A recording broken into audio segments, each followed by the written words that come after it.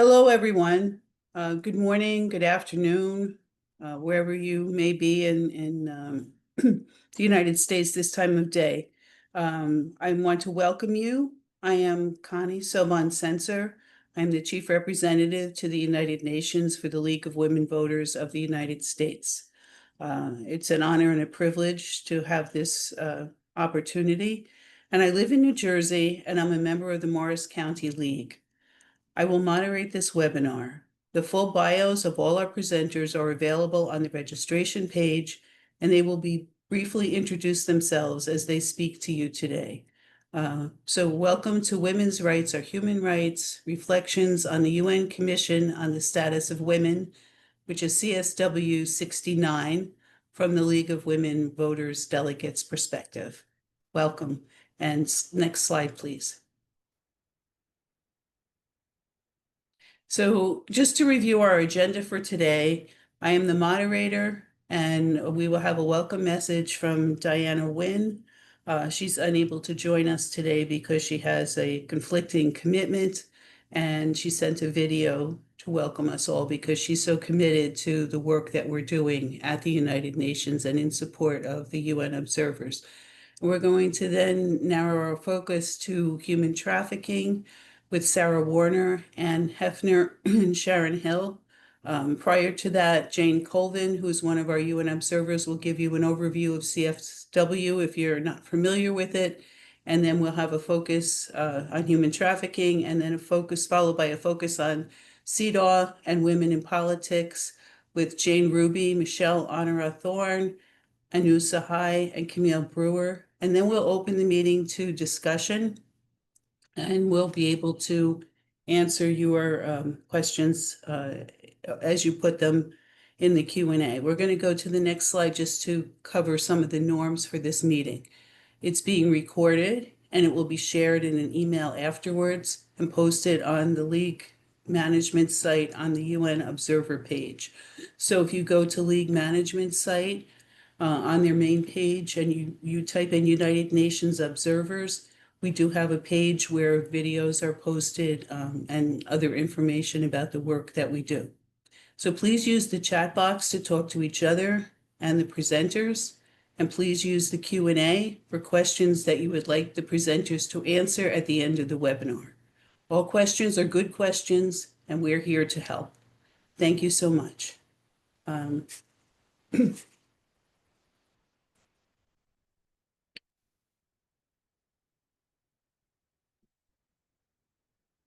Welcome, and thank you for joining this webinar with panelists reflecting on the UN's Commission on the Status of Women. In particular, I want to thank those of you who attended CSW69 this past March. It was my first time, and it was a powerful and enlightening experience. You know, this month marks Women's Equality Day, recognizing the passage of the 19th Amendment. And I've been reflecting on the status of women in this nation. Of course, the 19th Amendment did not result in extending voting rights to most women of color 105 years ago. And today, we continue to see efforts aimed at suppressing women's voting rights. It's also been 5 years since the Equal Rights Amendment was ratified, but it has yet to be officially published in our Constitution. Women in the U.S. continue to experience gender inequities in almost every aspect of our lives. And over the last few years, we've seen a dangerous rise in misogynistic political rhetoric in this nation. American women have come a long way toward gender equity, but we still have a long way to go. In fact, the World Economic Forum analyzed 148 countries. And in terms of gender parity, the U.S. ranks 42nd. But earlier this year, as I listened to panelists and engaged with participants at CSW69, I was reminded that this is a global issue. Women across the world have long been fighting for gender equity and for a better quality of life for women and girls, often in far more dangerous environments. At CSW, I met women who were continuing the fight for gender equity while also living in fear of sexual violence or living in exile as a result of their work.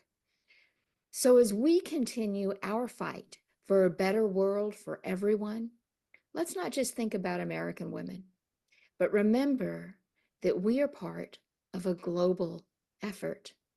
So I want to thank you for your work to advance the rights of women worldwide.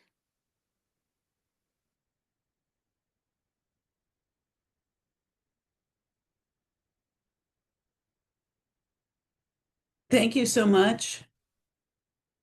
Thank you so much, Diana. That was really a very powerful message. So I'm so excited that you are joining us today to learn more about the UN Observer role and our purpose at the UN, and to learn about the Commission on the Status of Women, and to hear from our delegates who attended CSW in 2025 about their global advocacy experience and what they are doing to think globally and act locally. For me, I learned that women's rights are backsliding globally, and more now, more than ever, is the time to organize and stay strong and united in our efforts.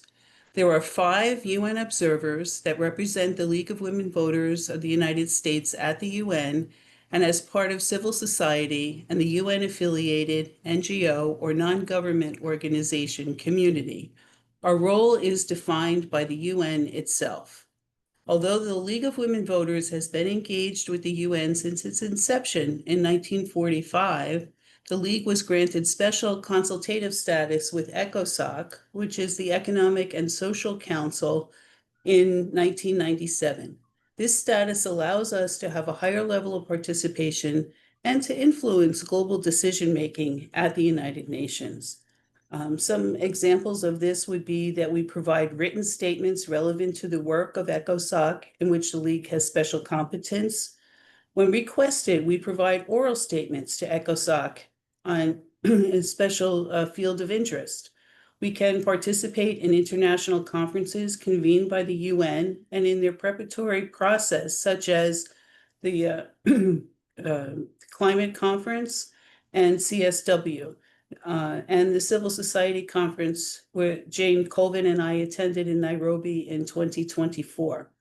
At the request of the Secretariat, we can prepare specific studies or work on papers to help organize informal discussions and generally work on matters of mutual concern.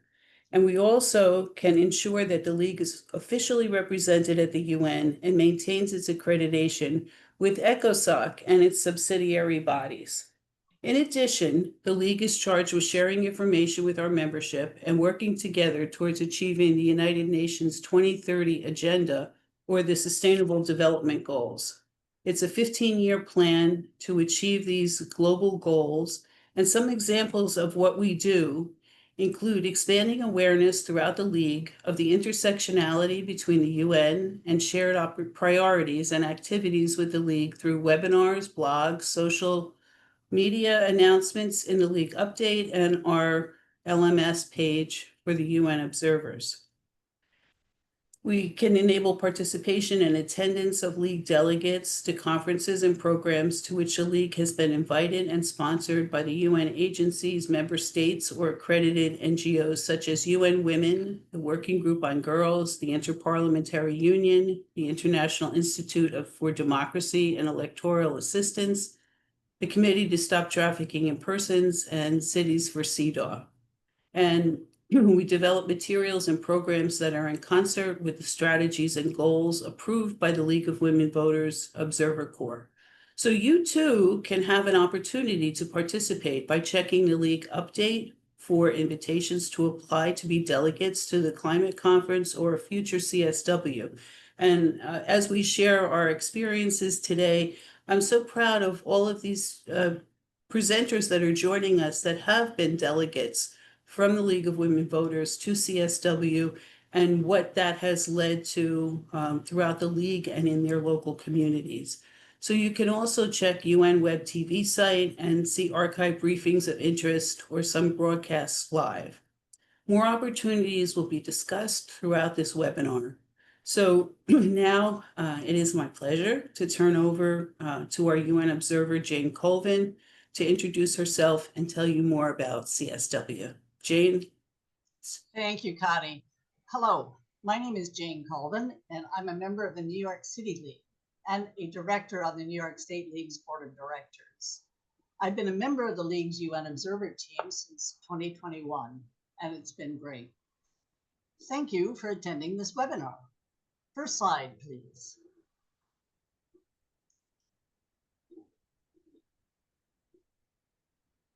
Today, we'll be talking a lot about the activities of the UN Commission on the Status of Women, the CSW. So here's a brief history to provide some background and context.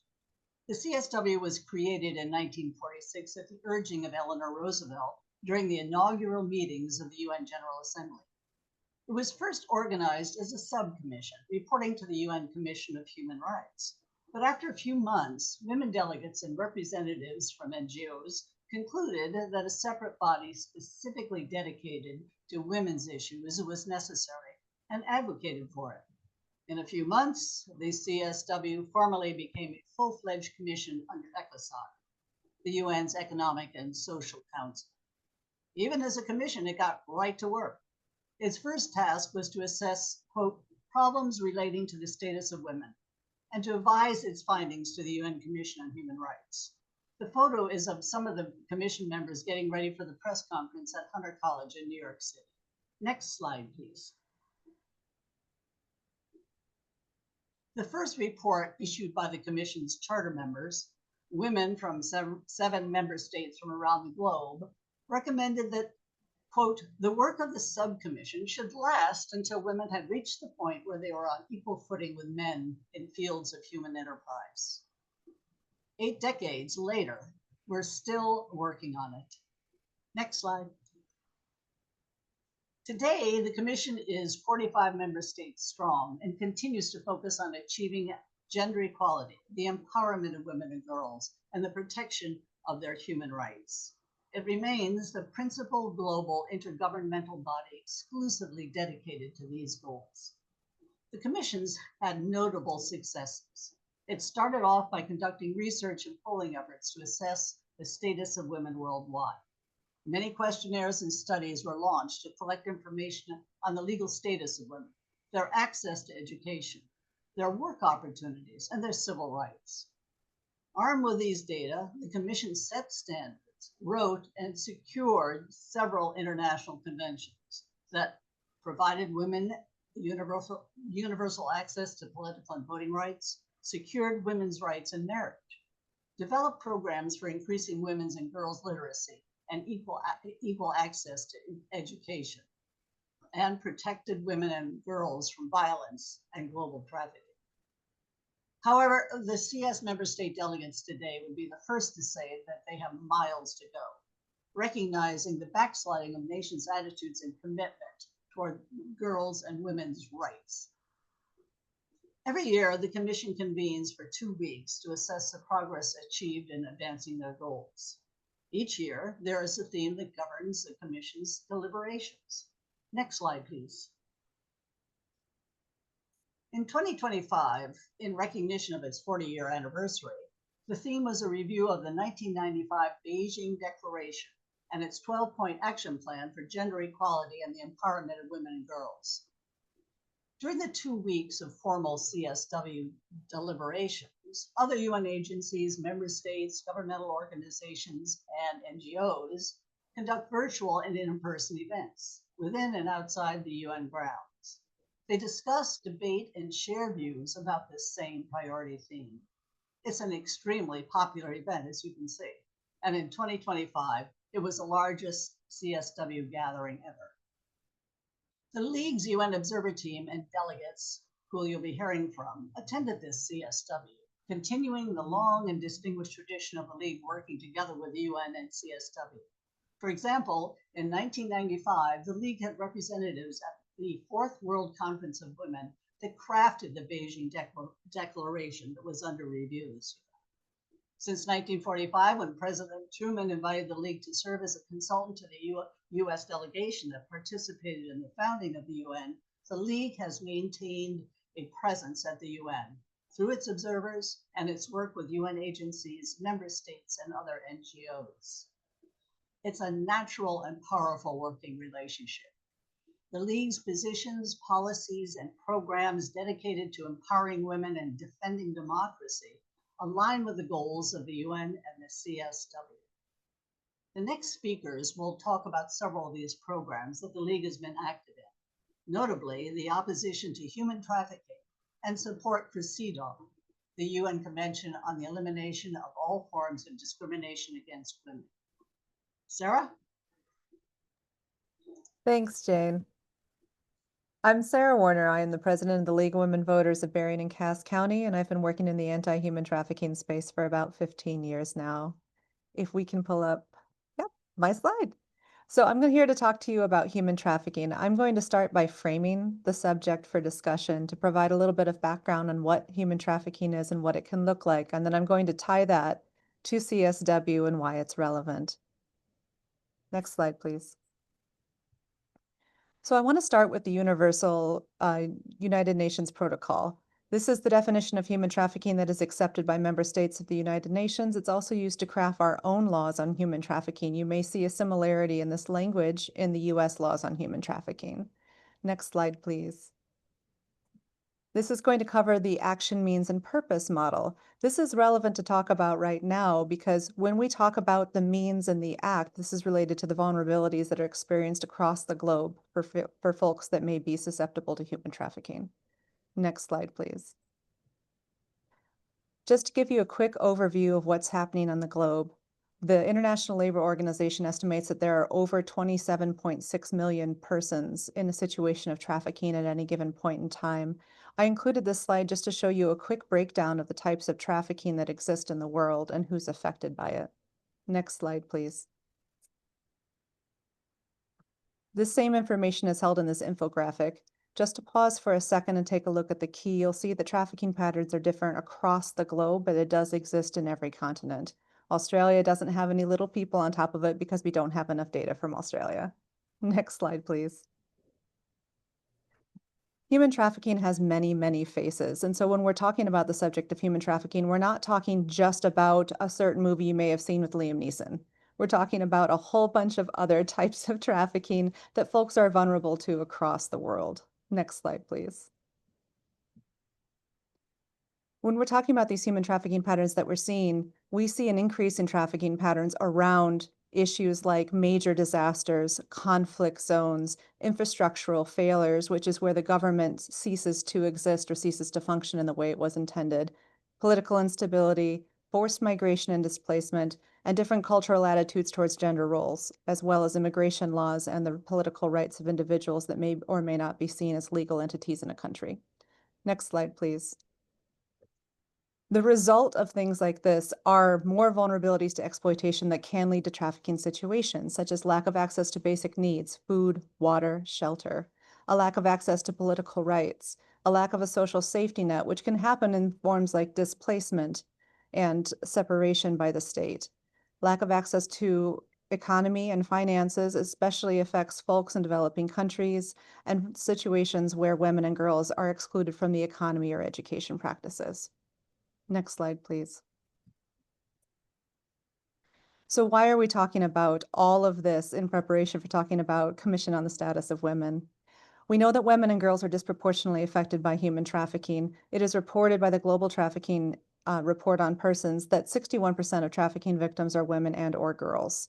Since 2018, there's been a 31% rise in detected trafficking patterns. This is important to note because when we're talking about the situation of women and girls across the globe and at home, these numbers are reflective of the situations that they are in socially, politically, and economically. This is an intersectional issue that affects women and girls especially, but also men, boys, and gender nonconforming individuals across the globe. We have an increase in conflict situation, climate change patterns, and forced migration, and all of these things lead into greater risks of trafficking and more susceptibility to exploitation across the globe. So this is crucial that we discuss that on the global level as well as at the national level, and that we are able to network with other countries and NGOs working on the same issue so that we can learn from each other and learn from the case studies that they are able to present us. Next story. This is fortunate that NGOs were featured so heavily in the side events in human trafficking. We have a large variety. Here are a couple of examples on this slide. And one of the fantastic things about this is that these were primarily survivor-led or survivor organization-led. That gives us a chance to learn from folks that have experienced trafficking firsthand, that can share their experiences, their pathways to exploitation, and their lessons. Survivor-led spaces are incredibly important in this kind of issue. And working with survivors from across the globe allows us to have a more responsive programming and legislative oversight as we incorporate the different identities of our trafficking survivors across the world. Next slide. I've included this slide just so that you can have some further reading. You can see where some of these numbers have come from. And if you're interested, you can start the deep dive yourself. There is a lot of data out there. One of the fantastic things about these resources is they are cited by multiple organizations across the globe. We were able at CSW to meet with other trafficking survivors and advocates working in the anti-trafficking space. We were able to get together at different venues, meet up and have coffee, share our resources and share our strategies. And many of us are still in contact today, hoping to bring that home to our individual communities. A great example of this is something that Anne is going to be talking about next. Anne Hefner, please share your experiences with us. Right. Thank you, Sarah. I'm Ann Hepter from the League of Women Voters of Connecticut, and I live in Lyme, Connecticut. I've been a delegate to CSW for the last several years, and I've learned an incredible amount from the sessions from our fellow delegates and from the UN observers who have spent years interacting at the UN, engaging on international issues with a very positive effect. Each year after CSW, I come back to my state and local leagues to give a brief talk on issues that stood out to me. In past years, I've covered female journalists in Afghanistan, legislation from other countries that would be effective in the US, and CEDAW. On the first day of CSW this year, I attended a league co-sponsored event, Bankrupting the Business of Human Trafficking, co-led by Rosalie Keach, a previous lead UN observer. Each of the 3 talks I gave this spring and summer in Connecticut on trafficking were very well received, with the groups asking for us to spread the word more and how to learn more. I think it had been about 8 years since then there had been a league-sponsored talk on trafficking, and that had been in a different part of the state, so the interest was strong. I was astounded to hear at this session that profits from human trafficking had increased 147% in 10 years. There have been great improvements in obtaining data on trafficking in recent years, and there are 222,000 survivors in the database. The key is to develop safe and regular migration patterns so that individuals do not fall prey to traffickers. Every country has financial intelligence units that report questionable financial activities related to trafficking. It's important to use AI for its predictive capabilities. Healthcare providers are seeing survivors of trafficking, but there is a severe shortage of beds and resources. We only have 850 beds in the US, and survivors cannot go to regular shelters or birthing centers because their traffickers could hunt them down. I'm particularly interested in trafficking because about 10 years working in DC, I'd interacted with the Polaris Project, a nonprofit that works to combat and prevent trafficking in the US. I was working in nonprofit consulting and had learned quite a bit about them, and I'm very impressed by their reach and effectiveness. I also have a background in business and finance, so understanding that the need to use financial means to track, deter, and defeat trafficking is essential. Anytime we see a deal that's too good to be true, we have to consider if it's linked to trafficking or organized crime. We can favor companies who guarantee that their goods are not produced with any connection to trafficking in their supply chains. And firms with zero tolerance for trafficking can be given better credit ratings and have favorable insurance policies. The UN has set combating human trafficking as a priority with the UN Convention Against Transnational Organized Crime and the Palermo Protocol to prevent, suppress, and punish trafficking. I was lucky to be able to attend a session held at the UN at the end of June to hear from stakeholders, including survivors, member states, and NGOs. The UN is continuing the Global Plan of Action with the 4th high-level meeting in late November. The work includes benchmarking the methods that have worked globally to combat trafficking in improving cross-country coordination, as well as coordination across civil society, academia, and the private sector. Some of the points that stood out to me from this June session include that if survivors are sent home, they're often just trafficked again. More survivors must be included in the solution. We cannot arrest our way out of the problem because others just step in. More research is needed on trafficking routes, especially in Africa, and there could be some state actors involved, and witness protection is needed. 80% of the scams, for example, texts or emails that we receive, can come from groups of people being trafficked, housed in data centers, forced to bring in a certain amount of money before they can take a break. And their location is often moved quickly to evade detection. Many of these are in Southeast Asia, but there are some in the US. It's key that survivors cannot be punished for crimes they were forced to commit. We must ensure safety for those that don't want to come forward because of immigration status. In Sweden, for example, buying sex is a crime, not selling, an excellent best practice. There was an official within the states that went to Prague for sexual tourism involved in trafficked individuals. And this is the kind of situation that has to be publicized so it doesn't happen more. Survivors of surrogacy must be properly categorized to have the potential to keep their children.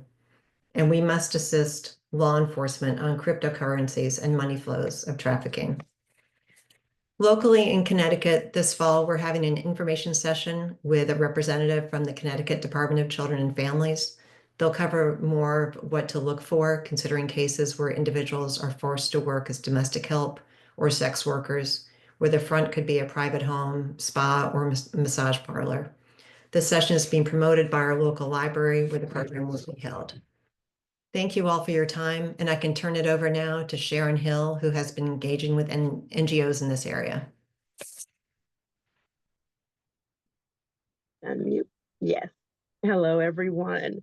I am Sharon J. Hill from the Marietta Cobb League Women Voters of Georgia.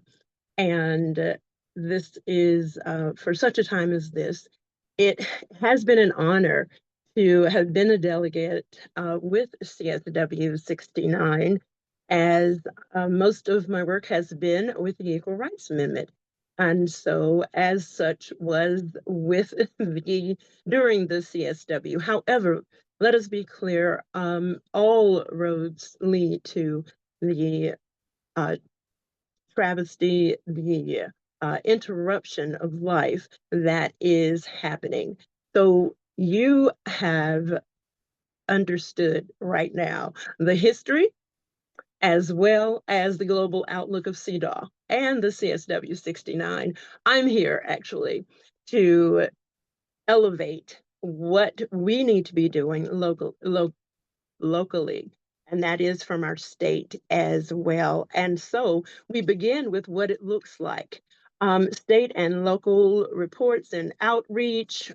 We have condensed everything to provide links for you so that once you receive these, you are able to view the videos as well as training opportunities as well. And so I am from, as I said, Marietta Cobb County. And just with this, for Georgia's First Lady, she has been in partnership on human trafficking, and for an example of what we can do is a PSA. It was done with the Criminal Justice Coordinating Council, a public service announcement on human trafficking. And so also because of the trafficking, as well as commerce, and the Georgia Ports Authority has also partnered. So it is very enlightening as well to note what is going on here in Georgia as well. And we encourage you for your state to also look as we support you in doing that.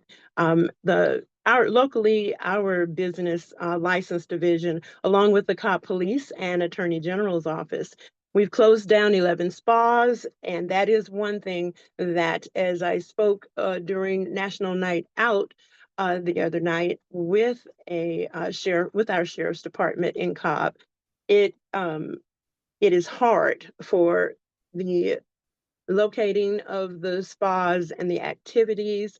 And I have dealt with working with the Cobb County Police as well as other organizations for our hotels. They saw 19 cases back in 2022, and for those that already were handled in the first 2 months, um, the Cobb County government, their partnership with Federal Motor Carrier Safety Administration in the Your Roads, the Freedom Human Trafficking Awareness Campaign also highlights the transportation. And as we look next slide through our collaboration as well, opportunities abound for us to be the difference. The example of some local partnerships are in hearing from lived experiences. Our local media, the PBS station, has what is called a documentary. It's called The Candy Shop. It is about how children and adults are lured. We have provided a YouTube for that as well. Locally, we do have an outreach called Table on Delk. It is out of a church. And so we know that connecting from community to faith to our civic organizations is very important. And they provide um, outreach for a particular corridor here that is Interstate I-75, 85 north, going through Atlanta. And outreach, my church actually provides the assistance with it, as well as other churches and organizations, drives for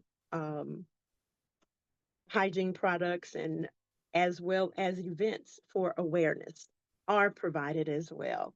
And so as your local area, please again encourage you to look at what is going on. Next slide, please.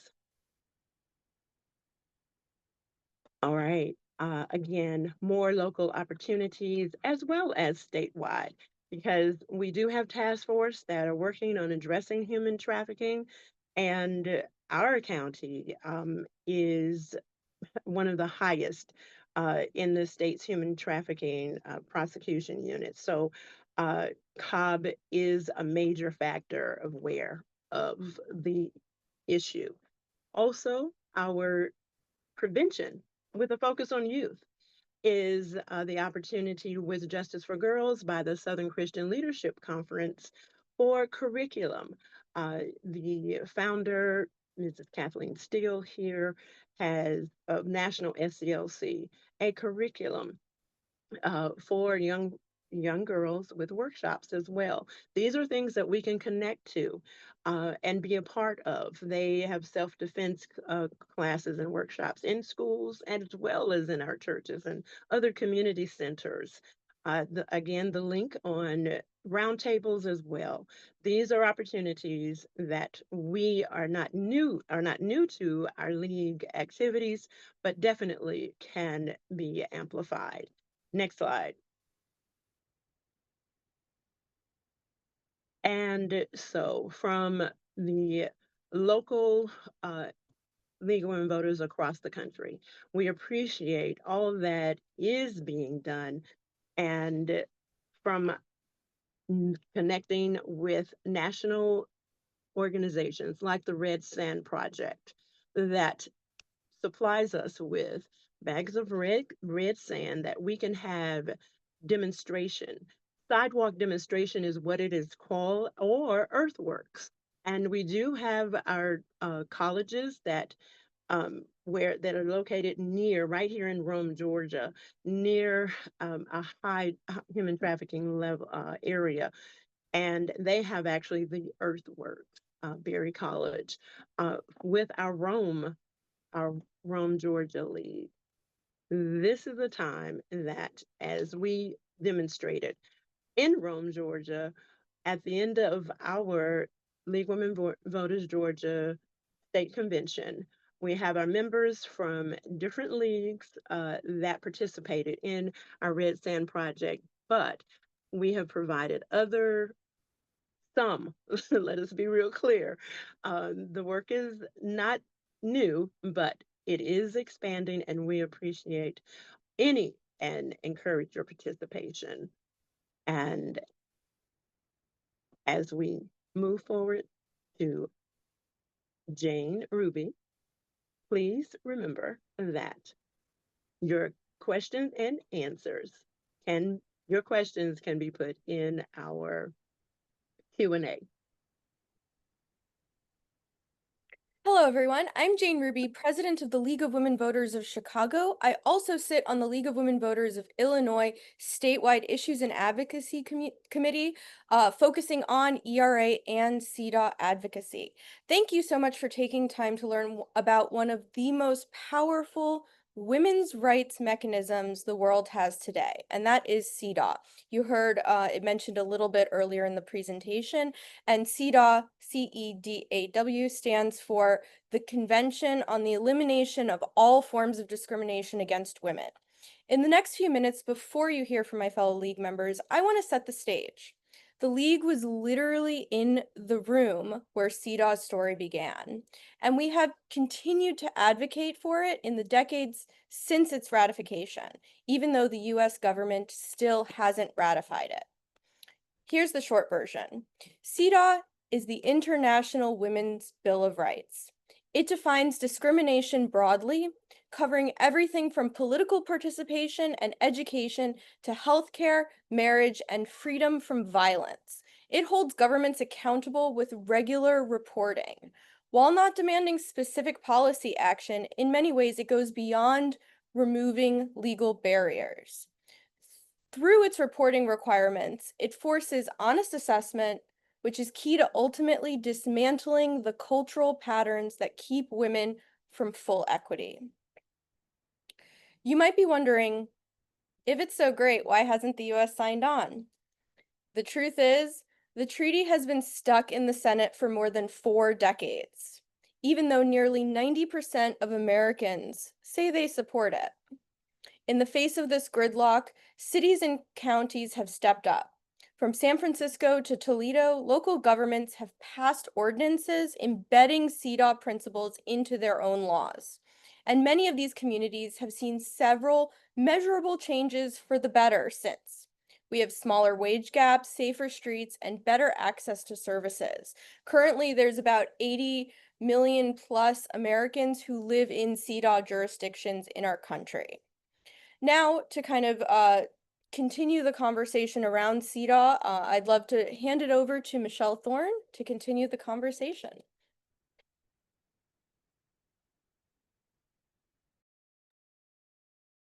Thank you, Jane. My name is Michelle Thorne. I'm with the League of Women Voters of Wilmette. I'm an Illinois attorney.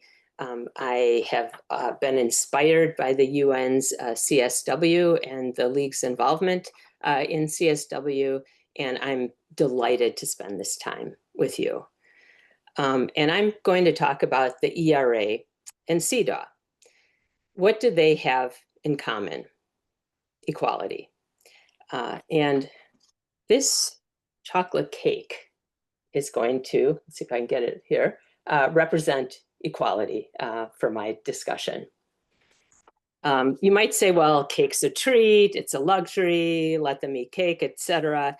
But I would say in the context of life, liberty, and the pursuit of happiness, fairness, equality, at least a little cake should be part of everyone's life. And what's the best way to eat this cake I'm calling equality? You could use a knife or a spoon. You could, I guess, use your hands. But in an organized society, the best tool, of course, is a fork, right? And I want you to think of this fork's handle as the Equal Rights Amendment. Because without this handle, good luck using the tines. to eat the cake I'm calling equality. What is the Equal Rights Amendment? Equality of rights under the law shall not be denied or abridged by the United States or by any state on account of sex.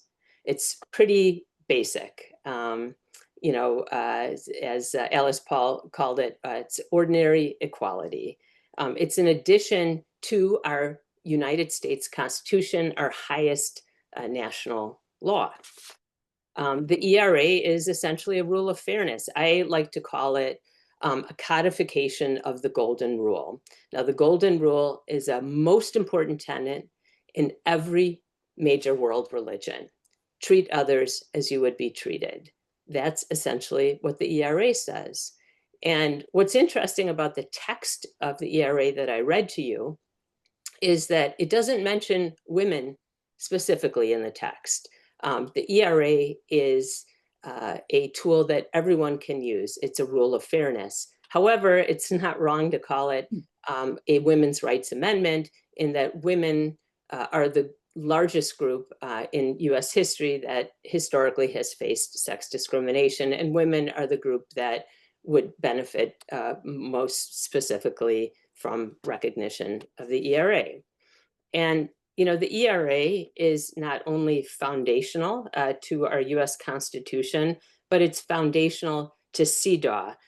Article 2 of CEDAW, which lays out the basic steps of what states parties have to do once they fully adopt CEDAW, says that the states have to embody in their national constitutions the principle of equality of men and women. Well, that's the ERA. The ERA is foundational to this fork. It's foundational to CEDAW.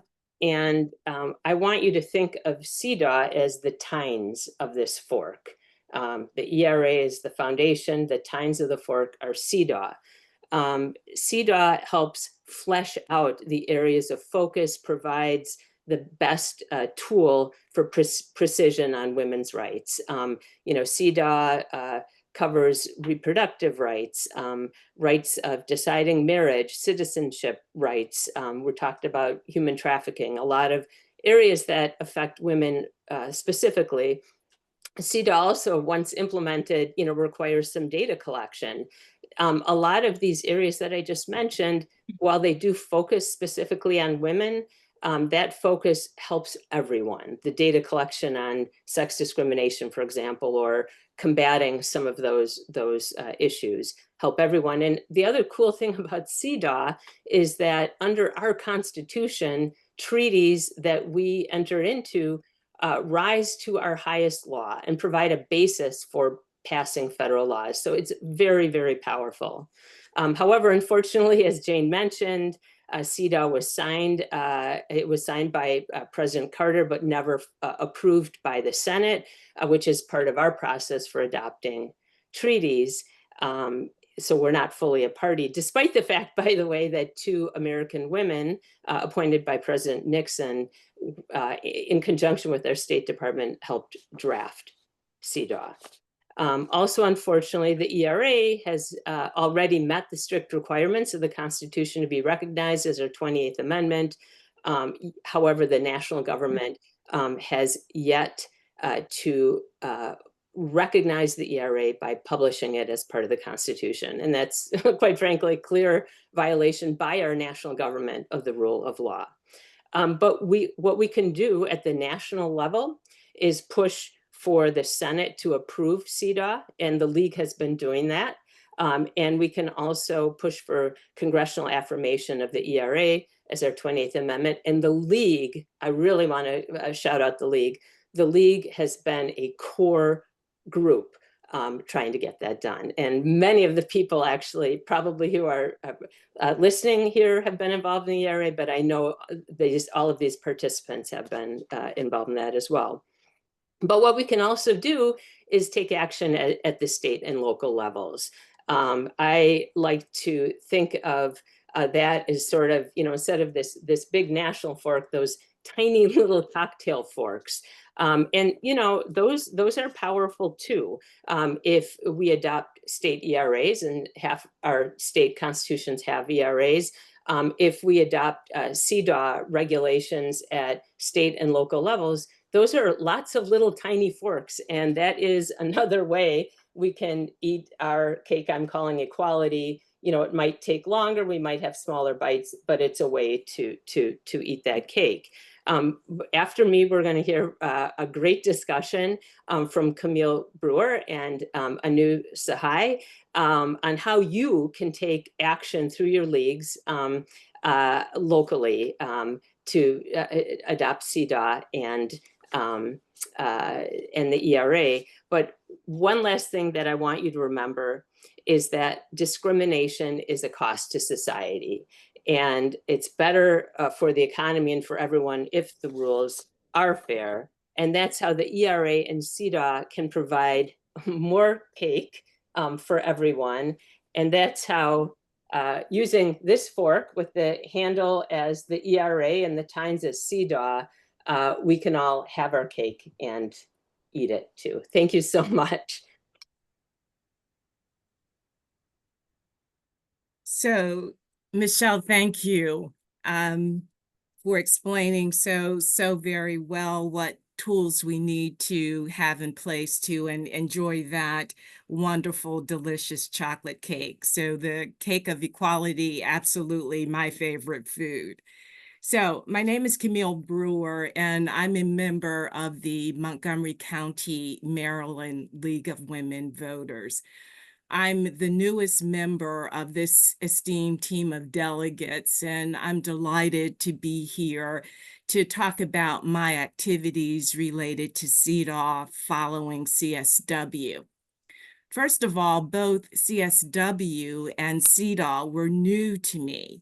I first heard the term CDAW last year at our national convention when the CDAW resolution was introduced and passed.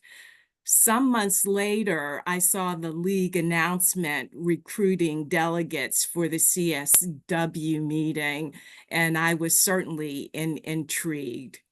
So participating as a delegate at CSW gave me the opportunity to take a deep dive into CDAW through the many workshops and discussions. To make a long story short, CSW is inspiring. I came away from CSW with a commitment to work with my local league to support CDAW and to work with our county council to pass a CDAW resolution. My first step was to brief my local and state leagues. I wrote a detailed report on the UN meeting that was distributed to the boards of directors of both my county and the state leagues. I wrote articles for our respective newsletters and provided briefings to various committees. All of this was with the goal of deepening understanding of both CSW and CDAW. I followed with a proposal to my local league that Montgomery County begin the journey of working with others to achieve a CDAW resolution. At the same time, I had to continue to learn as much as I could about how to get a CDAW resolution across the finish line. So I turned to veterans within the league who were working on CDAW. I participated in all of the UN delegates' calls and picked everyone's brain regarding their experiences. Everyone has been super helpful.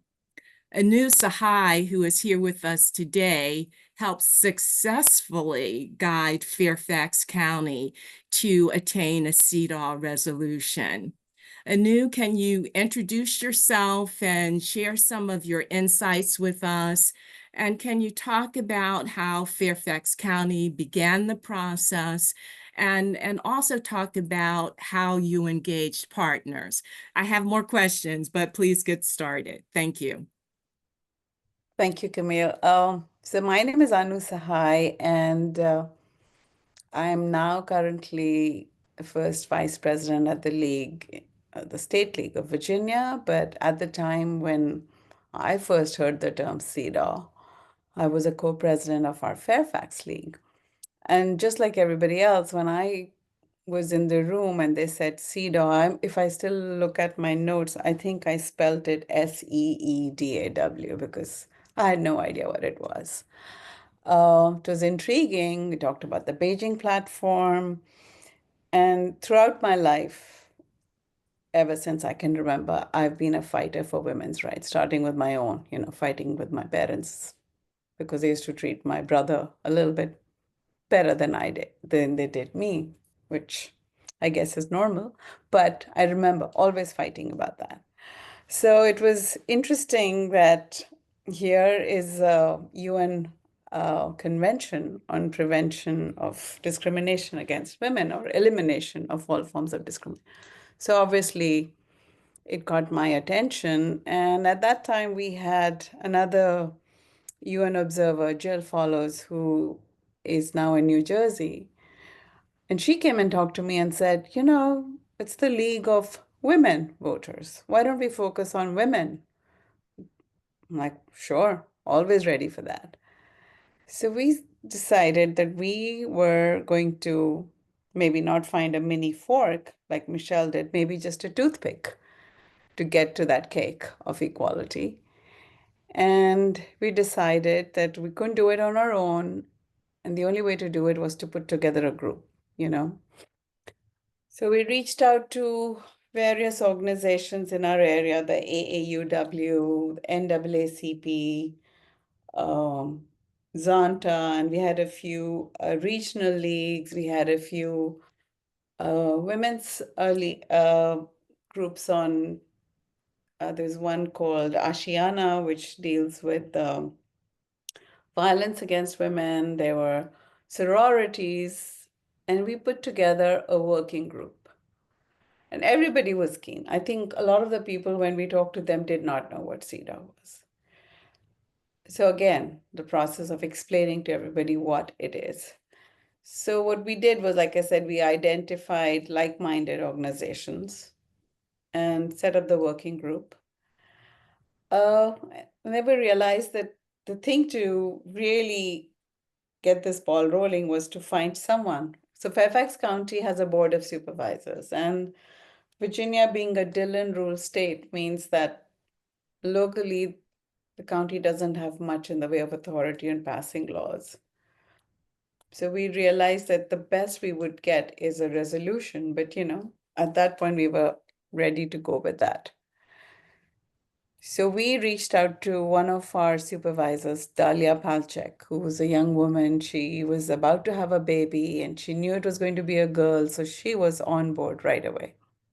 She said, I want my daughter to be born in a world where there is more equality. So it started with her. She introduced us to several other members of the Board of Supervisors. After that, one of the supervisors, I'm forgetting her name right now, Smith, I think, but she said she wanted to be the one to sponsor this. She was so excited about it. She said, I will sponsor it. So we helped draft a resolution. She wanted to do it on her own, and eventually we had to give that up because she said she wanted to draft the resolution.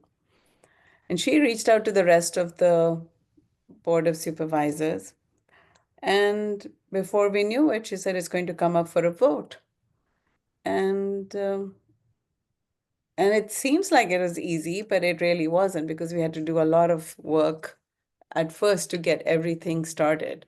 But once they bought into it, it was pretty easy to get it over that finish line. So thanks for that, Anu.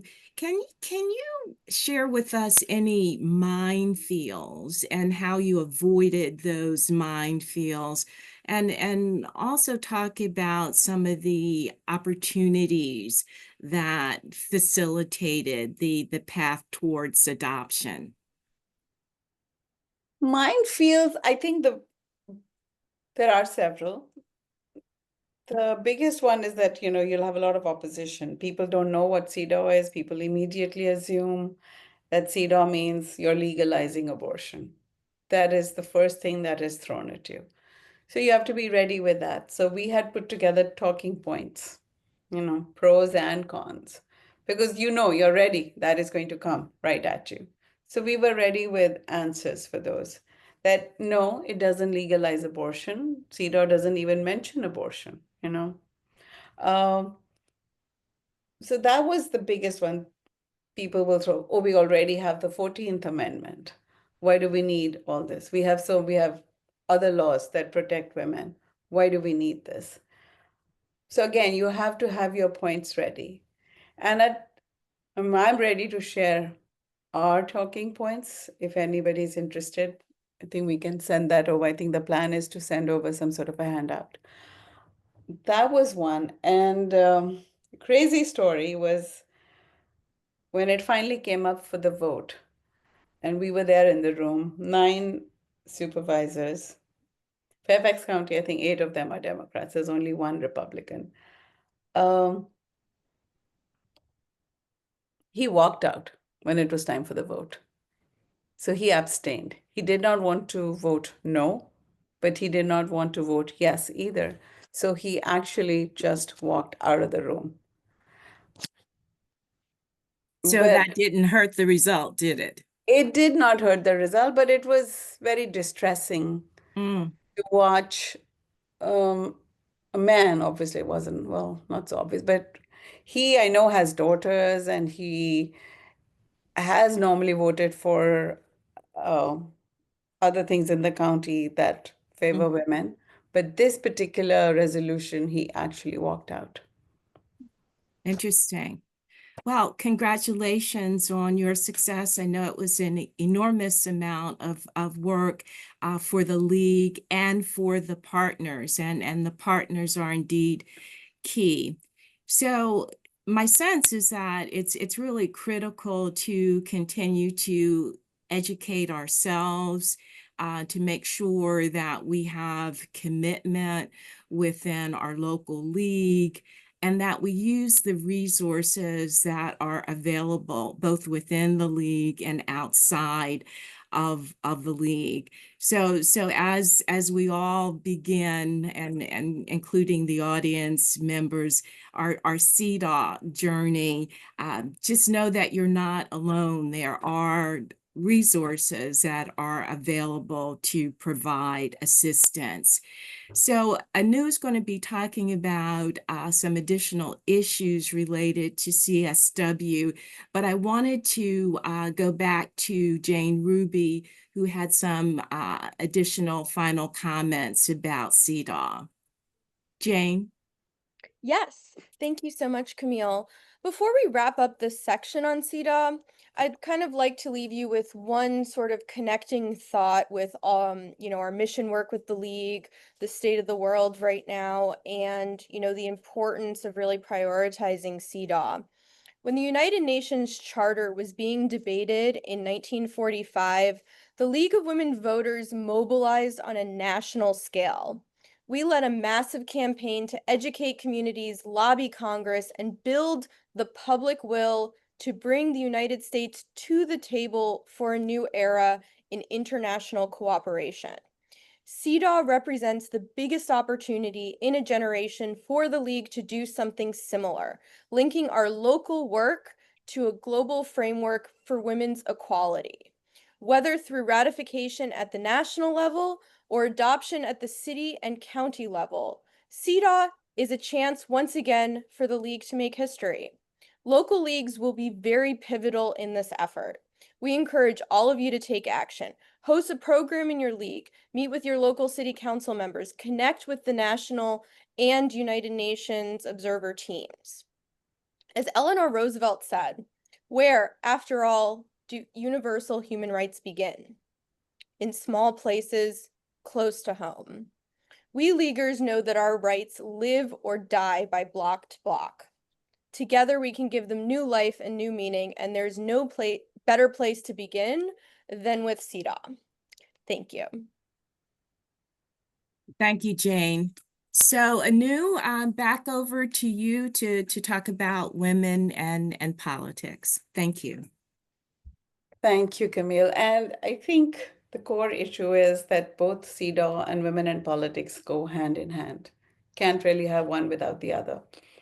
I remember when we were first talking about it, kept thinking of a song from Hamilton. You got to be in the room where it happens. And if women, I think our resolution was passed because a woman supervisor decided to push it through. We had women in the board of supervisors, could not have done it without having women in the room. So women have to be in politics, otherwise nothing is going to get done. It's like a chicken and egg. To get the women into politics, you first have to have CEDAW. To have CEDAW, you have to have women in politics. So it's a little bit of a conundrum. But CEDAW, we have a general resolution 23, which addresses barriers to women's political participation. And amongst many, we talk about gender-based violence, including online threats to women. They talk about stereotypes in the media, perpetuating the myth of women being less capable. Political parties generally resist including women as candidates for all the above reasons. The winner takes all system also works against women's ability to compete on an equal footing, which is where ranked choice voting comes in.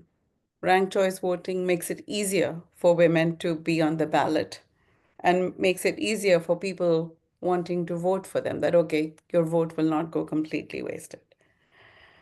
Women, as a rule, tend to get less funding and less resources, both from the parties and donors. And then also there is a lack of political will. People like the status quo. For instance, if you look at, this is from last year, so if my data is a little off, pardon me. 100 seats in the Senate, women 26. 435 seats in the House, 125 women. We are 50% of the population. How is this fair? How will anything get done if we are not going to be there? So I think implementing CEDAW practices is going to lead to more women wanting to run for office. The moment you can ensure protections for women, the moment you can ensure that if you run for office, you're not going to be abused. I have seen in our, I think it was the House of Delegates in Richmond, in Virginia, one of the delegates was talking, and people were talking over her, men, not women. They would not let her finish her sentence. Stuff like that, or, just be very dismissive. A woman delegate says something, and the male delegate gets up, or a senator is like, anyway, to get back to the point, like she was just talking nonsense, let's get back to the real stuff. So I feel to get women in politics, we need to get these protections into our government, into our laws. And let's start small. Let's start with our counties. Let's start with cities. And like we mentioned, there are so many tools out there. Like in Fairfax County, part of the resolution, the main thing, by the way, that I did not mention earlier is we had asked for the county to conduct a study to see where there are discriminations. Maybe there aren't any, but unless you measure it, you don't know. And when you measure something, it gets acted upon. When you have data in front of you, it's hard to deny it. And that is the most important thing about CEDAW, that it gets measured. In our county, they got the University of Virginia to conduct the study. That study was published last year. And one of the things that they found out, which no one had ever thought about, and I don't know if anybody here has ever thought of it, is that girls and women in the home, especially young women, high school age women, end up doing up to 4 hours of housework after their school. How do you expect these girls to compete with other students who have those 4 hours to do their homework, to study, to acquire other skills? So right there, you're setting them up for failure because they have to do work in the house. You're not asking the boys in the family to do the work, but you're asking the girls. So I think that was a key takeaway from our study. And so I feel that to encourage women in politics, we have to ensure a level playing field, and which is where CEDAW comes in. Thank you. And I'll hand it over to Connie. I don't want to bore you with more of my pontifications.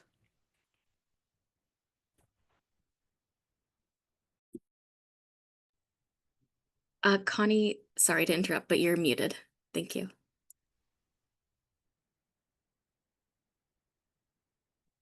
So thank you to all of our presenters. These were wonderful insights and perspectives. One of the things I attended at CSW was a presentation from municipal government in Los Angeles County, and they have over 100,000 municipal employees, and they implemented the CEDAW framework, which basically is a backdoor approach. Since we're not getting a national government to support it, the cities and municipal governments are adopting the framework and putting it in terms of resolutions or ordinances. So this was enacted in LA County, and what they did was they educated all of the employees about the discrimination that comes about and how CEDAW can help to mitigate that. And then they went to the top, the administrators and the supervisors, and they did the same kind of education. But then in terms of accountability, they went back again and they said, okay, how is this working from the bottom up? Are these things really happening for you as employees?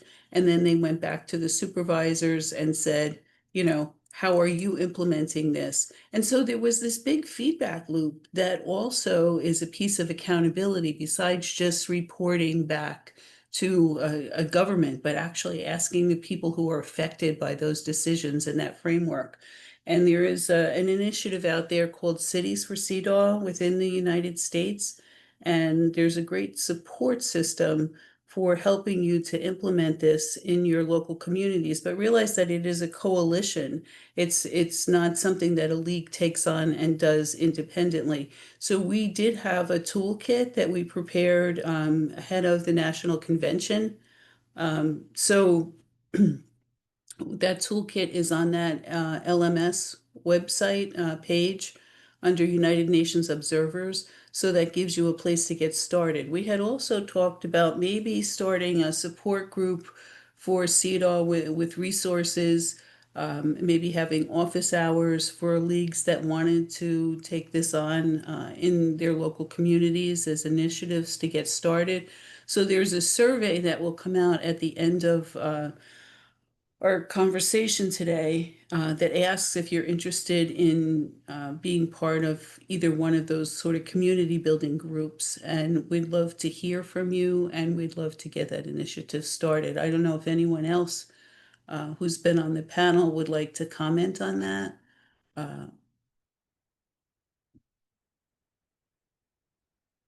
So I'm now going to ask for, but anyhow, thank you. Everybody was wonderful. And we're now open to questions or things that you have done in your own communities that you'd like to talk about. So we need to be in solidarity for human rights. We also have fun at the Commission for the Status of Women. This is a networking gathering that we had and was hosted by Anu Sahai in New York. And just something to let you know that we also have fun. And I would like to now open this up for discussion for anyone that has questions that we can answer. It's your turn for audience participation.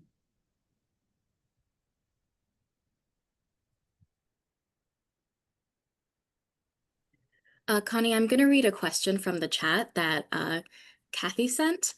As a Mhm. lifetime fighter for women's rights, I'm having a hard time keeping this topic near the top of my list of urgent issues, given everything that is going on in politics and declining democracy rights these days.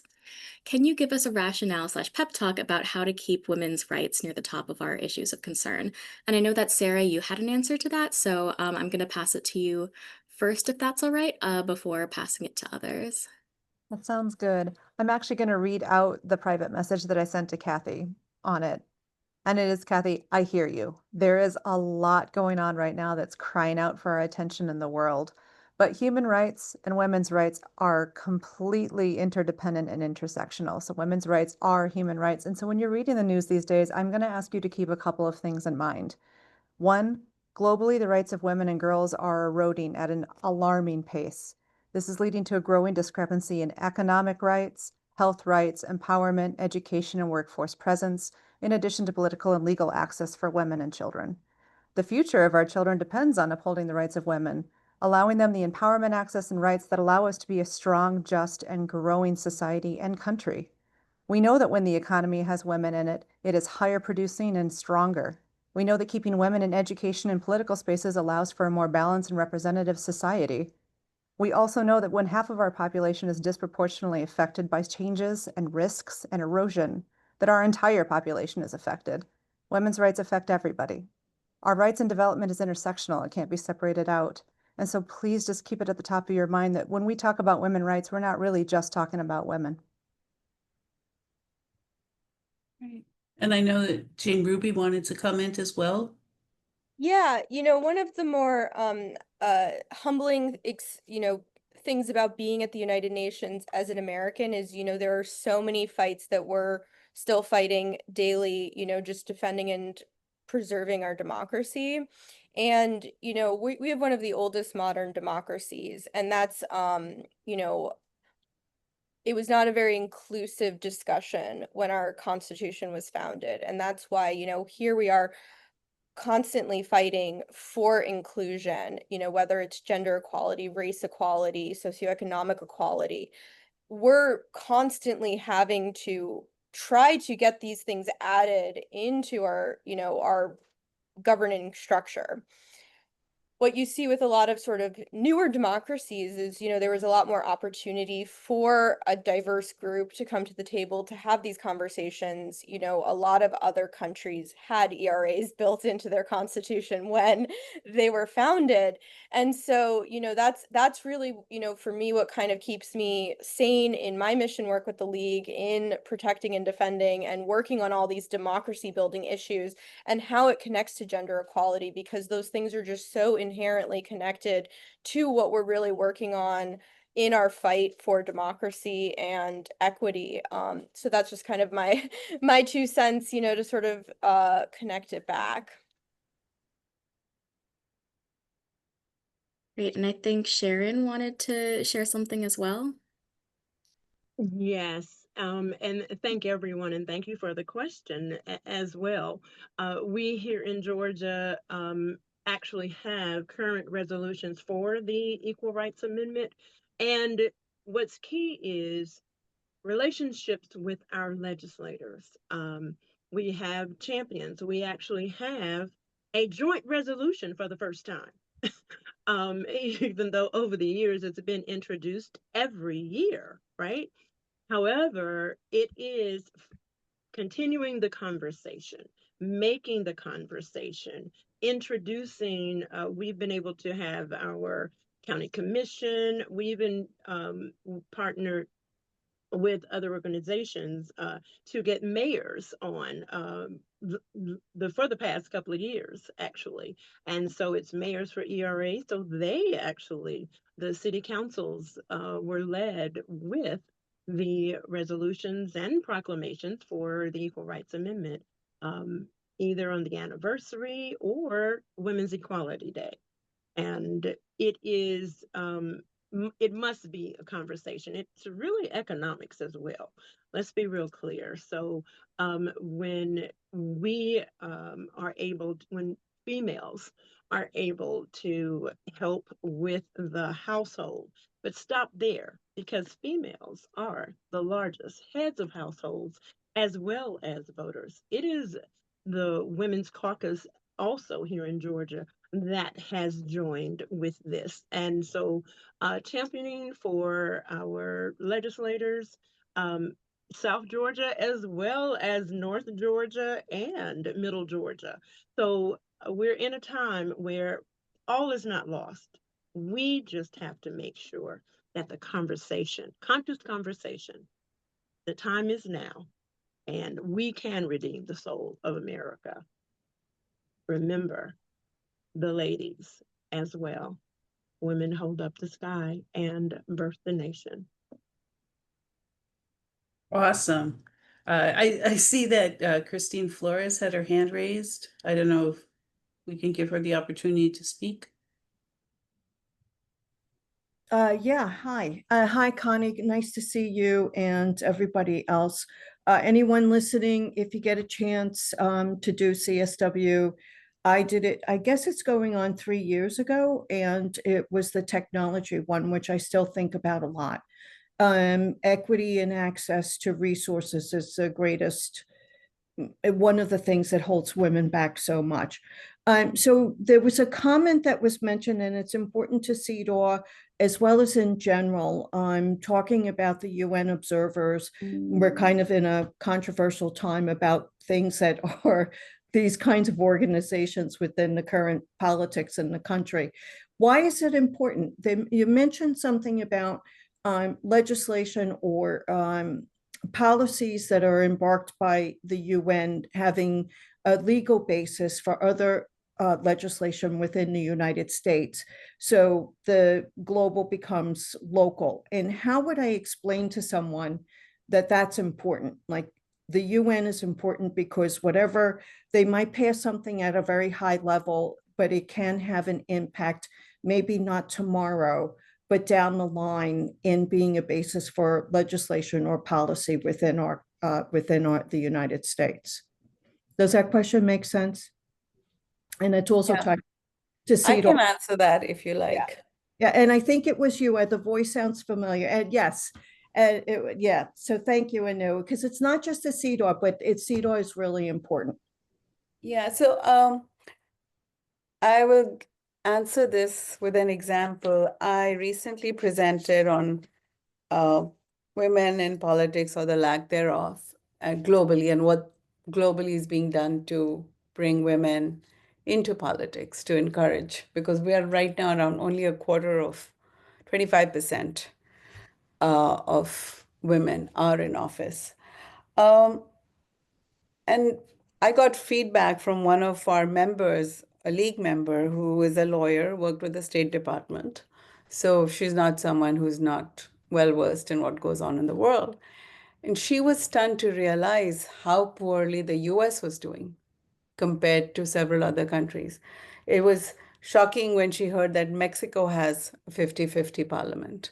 The United Arab Emirates has a 50-50 parliament, 50% men and women.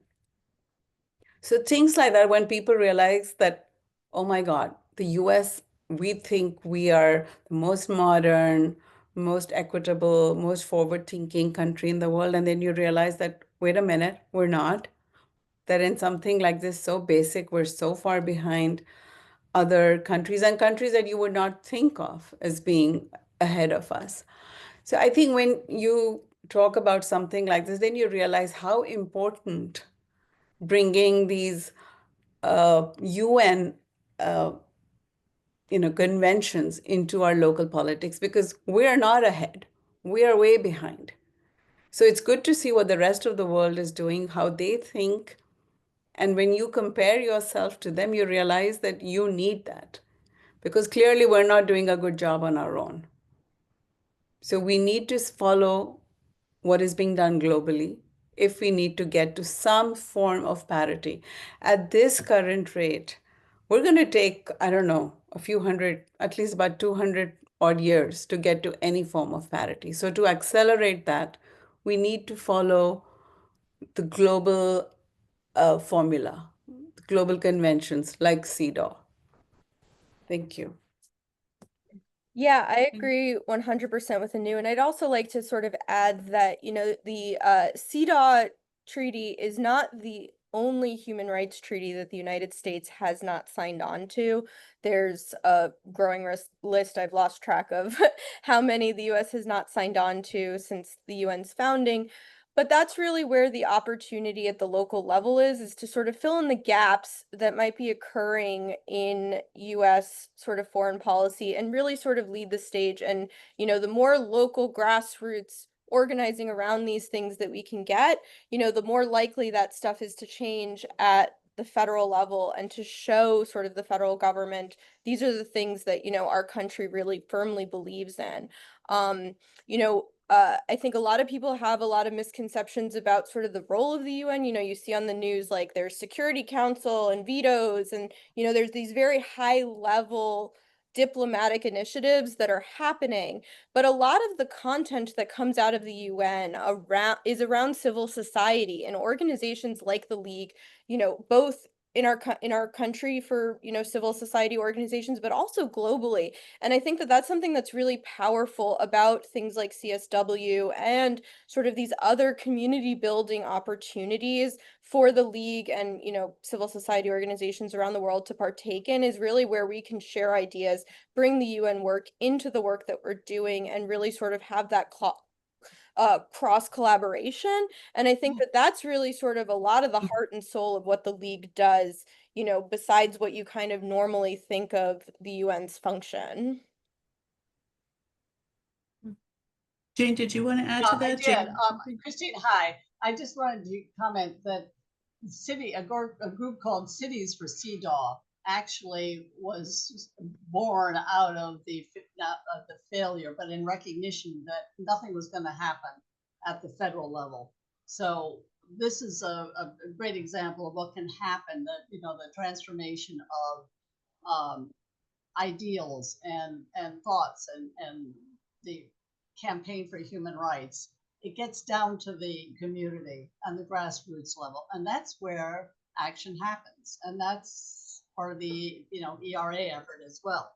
And the ERA did pass in New York State, so it is grassroots, and the UN basically acts as an inspiration. These are the goals.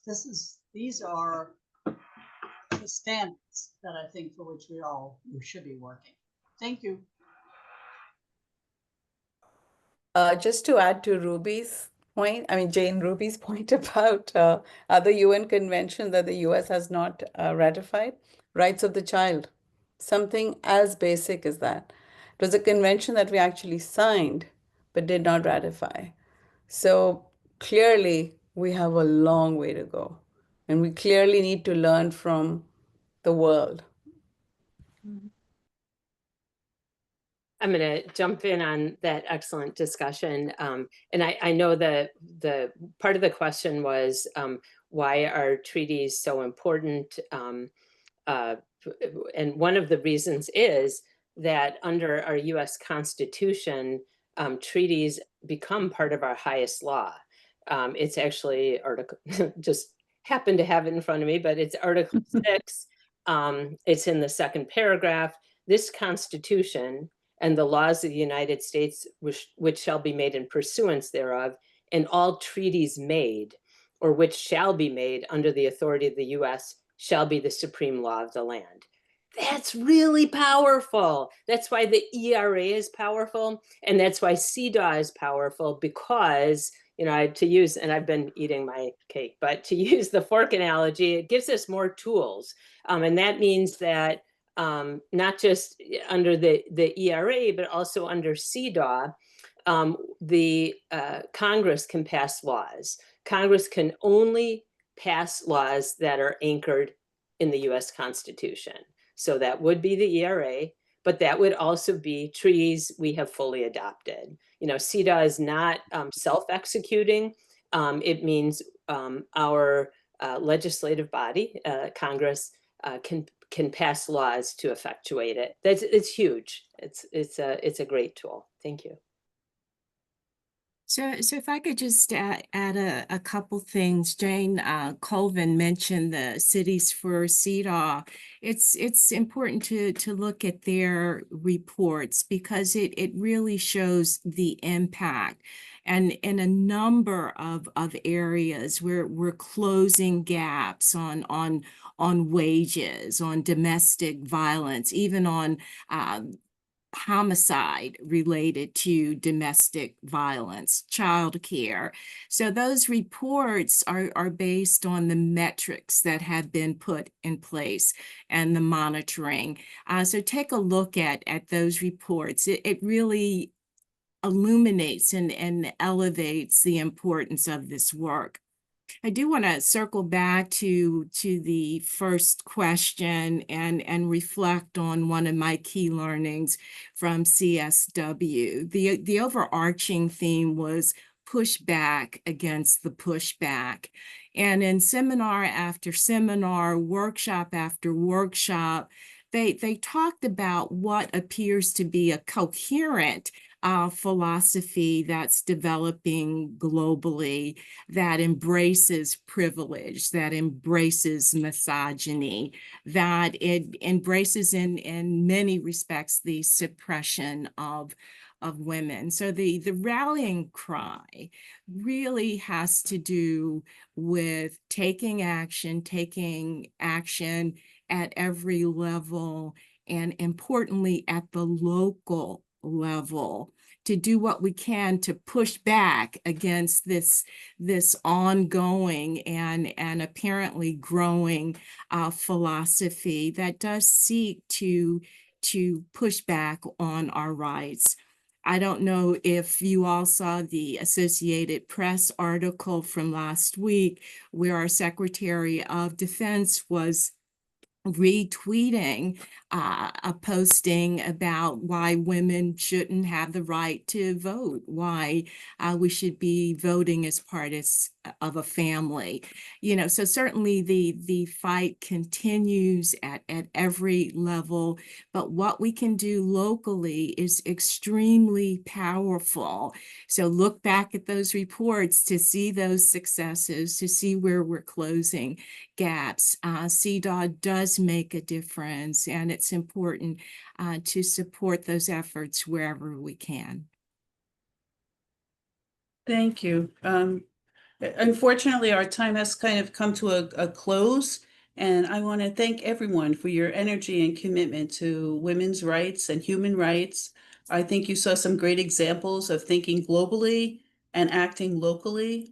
So I thank you for joining us today, and please stay tuned for a brief survey that asks about what next, what would you like to see, what did you get out of this program, what we can do moving forward and working together. And you'll get a copy of the webinar with the slides and an additional information in an email later this week. So please keep your eyes open and your fingers ready to respond. And thank you, everyone. It's been a great session.